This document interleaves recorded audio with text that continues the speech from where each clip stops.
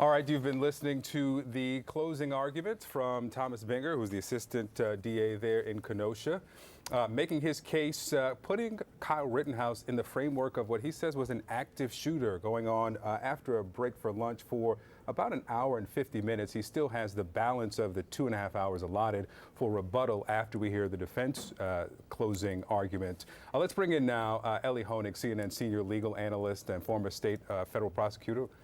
And Alexis Hoag, assistant professor of law at Brooklyn Law School. Sarah Azari is a criminal defense attorney as well. Ellie, first to you, we discussed the narrative that was not part of the cross-examination of Kyle Rittenhouse when he was on the stand. Do you see a clear narrative? Was this a better performance from this prosecutor? I think it was. I think that was a solid workmanlike effort that we just saw from the prosecutor. Really, his whole presentation boils down to two main themes. One, he went looking for trouble. Kyle Rittenhouse went looking for trouble. Translated into legalese, that's what we're calling provocation. If he put himself into a dangerous situation where it was likely he would provoke an attack, then that severely limits his ability to argue self-defense. And then point two is he went too far. He used force that was not equal to the situation. He was not facing risk of death or serious bodily injury, and in return, he used lethal force. So that's really what the prosecution case boils down to. He went looking for trouble, and he went too far. Alexis, even before he used lethal force, you know, the prosecutor ticked through the things that the bad judgment, basically, that got him there. He wasn't supposed to be there. He didn't live there. He didn't live in that state. There was a curfew. He crossed the police line. He wasn't supposed to have that AR-15. He didn't have a connection to the business that he claimed that he was protecting. His victims were unarmed for the most part, except for the person whose arm he shot. So what about all of that? Does that count for self-defense? Thank you, Allison. It's really about shaping a narrative here. And what the prosecution was able to do was use the weekend to tie up all of their loose ends.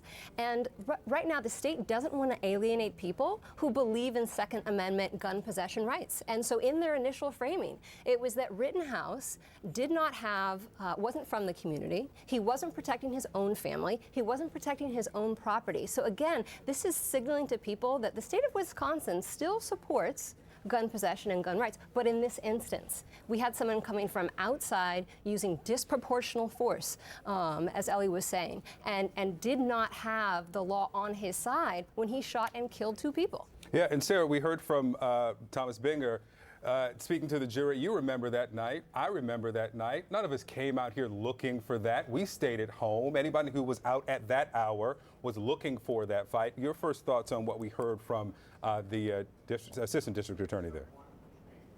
Yeah, Victor. So, follow up to what Ellie said, provocation was all over the summation. And we really saw how important this instruction is in a case where self-defense is the defense.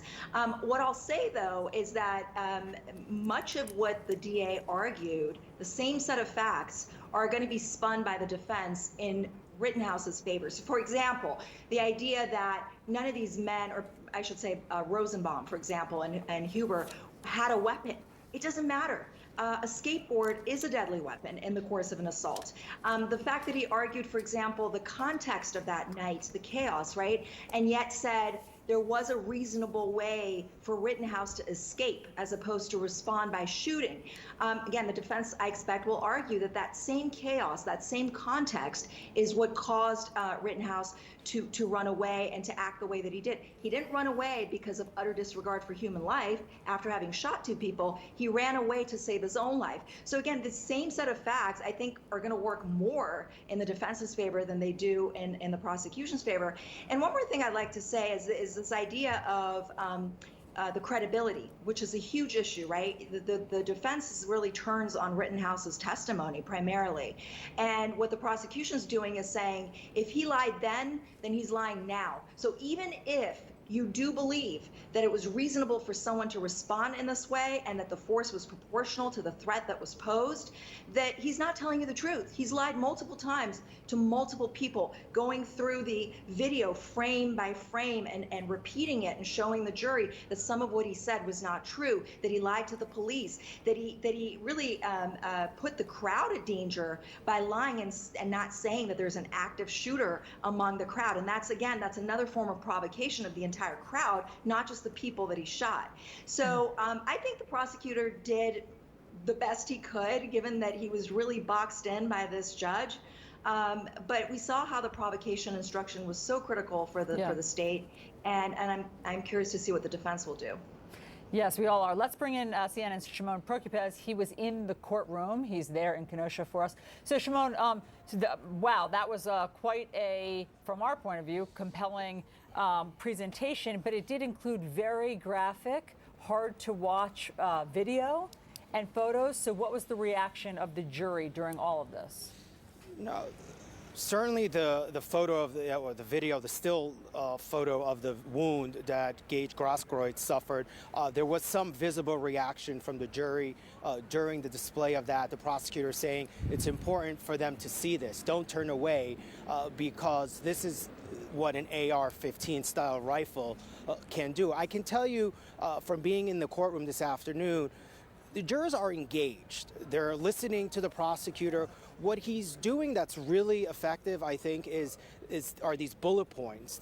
What some of the jurors are doing is they are leaning forward. They're looking over up at the screen, the monitors, and they're actually reading the bullet points as he's speaking. So it's kind of reinforcing what the prosecutor is saying. But they are all engaged. They are all listening. Some of them are leaning forward as he speaks.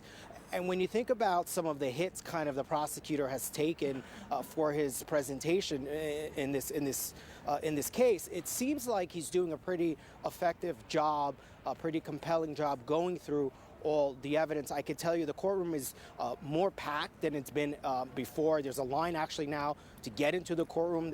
That wasn't the case for the 2 weeks that we've been here. And a lot of the community people are in there watching. So it's going to be interesting to see certainly how they view this case coming out from listening to the prosecutor. But as you know, now it's going to be the defense attorney's chance, and we'll see how the jurors react to that. But I think the key here is, there's always a concern, especially after lunch, that jurors are going to kind of, start nodding off. I didn't see any of that. I mean, they seem to be really paying attention to what the prosecutor was saying. And the other thing I want to bring out, I thought what was effective with the prosecutor is he made a line in there about, like, who came here that night, what kind of people would come here that night, the night of the demonstration, and obviously the riots and the looting. And he said most of us stayed home. He's talking to the jurors as members of the community. And then he said this line, he said, in our community, people were scared. And that's a total dig at Kyle Rittenhouse because he's not from this community. There was one other point I want to make is that there was a reaction from one of the jurors when during a PowerPoint, one of those presentations that the prosecutor was making, he referred to the defendant as a fraud being that he wasn't this medic. He was claiming he was a medic, but he referred to Rittenhouse as a fraud. And I can see one of the jurors raise his eyes as the prosecutor was saying that. So I thought that was really interesting, but really prosecutor going after Kyle Rittenhouse, showing no sympathy towards him, and really just laying out a really compelling argument to the jurors for why they should convict him. So what about that, Ellie? This lie, as it was, that he said he was a medic. He was not a medic.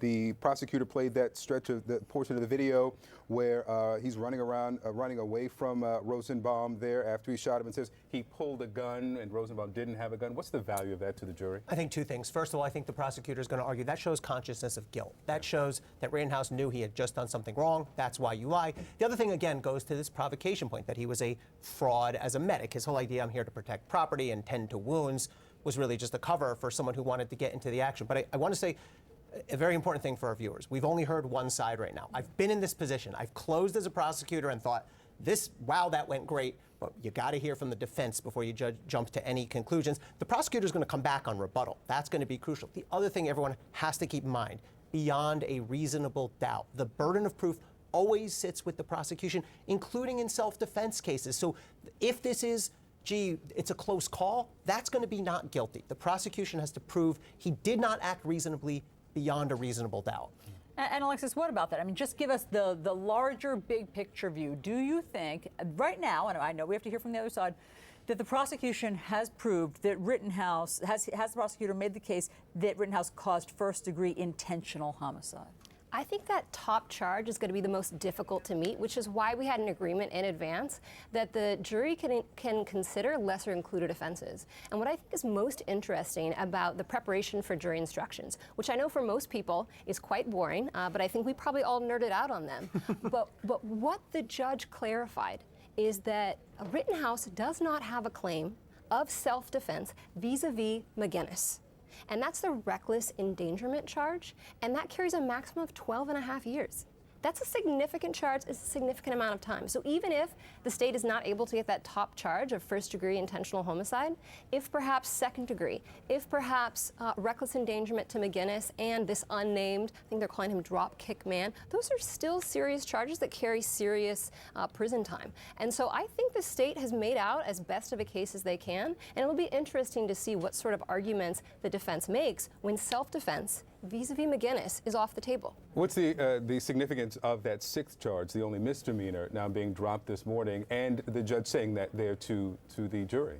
That's so hard for me to hear because so many people are convicted and are serving upwards of 15 years for mere possession, not even use of a firearm. And when you have people that are, and I'm speaking mostly of black and brown people, and they're incarcerated for mere possession, and you have this person who shot and killed 2 people and injured a 3rd. And so this idea that now that gun possession charge is off the table because of a wonky way that Wisconsin statute states the length of a barrel is not unlawful for a 17-year-old, I understand legally, technically, but I was really upset with that outcome. And Victor, that was a disaster for the prosecution to have that charge thrown out in 2 respects. Number one, it was their easiest conviction if it applied. He had a gun, he was under 17, but it didn't meet the elements of Wisconsin law. The other problem is the jury knew there were 6 counts. And today the judge says, oh, hey, jury, there's just 5 now. They can do the math there. They know that it was something the prosecution did wrong. So that was a major mistake by the prosecution. Alexis Hoag, Ellie Honig, Sarah Azari, Shimon Prokupez, thank you all very much for walking us through what we just listened to.